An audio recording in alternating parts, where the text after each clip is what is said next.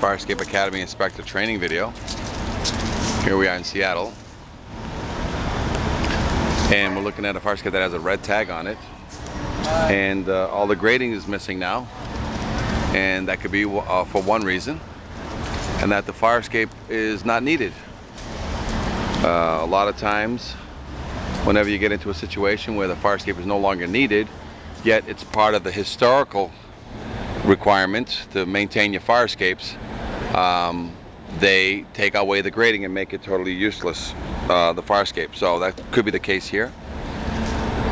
Could be something else, but I believe that's what it is. They've met the means of egress requirement inside. So now the question is, if it's just going to be decoration and the grading is no longer needed, you should do something on those windows so that people cannot, by mistake, jump out, because by the time you jump out and realize there's no grading in there, it's a little bit too late. So that could be the case on this fire escape. So one of the additional things you do whenever you have a historical building is make sure that the window on the inside is blocked at least halfway, so that nobody makes the mistake of getting out. Not just closing the windows, because you throw a chair through that window, you'll be able to get access to the fire escape, because not everybody removes their grading. Number two is, you got to keep the remaining piece of the fire escape structurally sound so that none of it falls down on things and falls down on people. So even though the fire escape is now just an ornament, the ornament must be structurally sound. And ideally on these, you need to encapsulate them. And the encapsulation process is to basically seal the connections for the next 50 years. So a lot of times you keep the existing square head bolts, you keep the existing connections, as long as there's no rust in the connection, but you still need to back it up. Throw another bolt in there, keep the original bolt, throw another bolt in there, seal it with silicone, 50-year silicone, then paint the fire escape. It's just so that the fire escape will last. It'll be sort of an ornament on the outside of the building. And that will help the situation in keeping it just as it keeps the hysterical people happy, and keeps the building owner happy, keeps the fire department happy. And a lot of times you need a couple of signs on the fire escape that say, do not use the fire escape. The fire escape is out of order, not to be used as a means of egress. Another issue here too is this: you got the standpipe.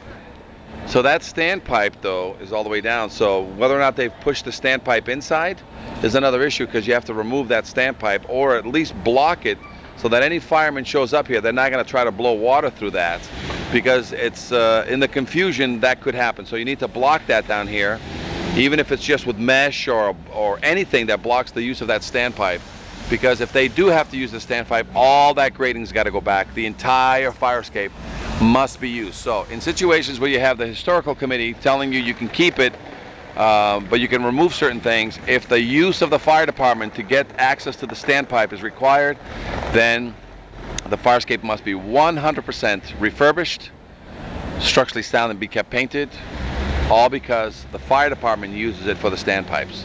So even if the building is no longer using it and they've met their means of egress inside, but the fire department needs to get access to the standpipes, the entire fire escape must be brought back into original condition so that the fire department can use the standpipe. Otherwise, remove the standpipe or make arrangements for that standpipe down here to be cut up at the very top there.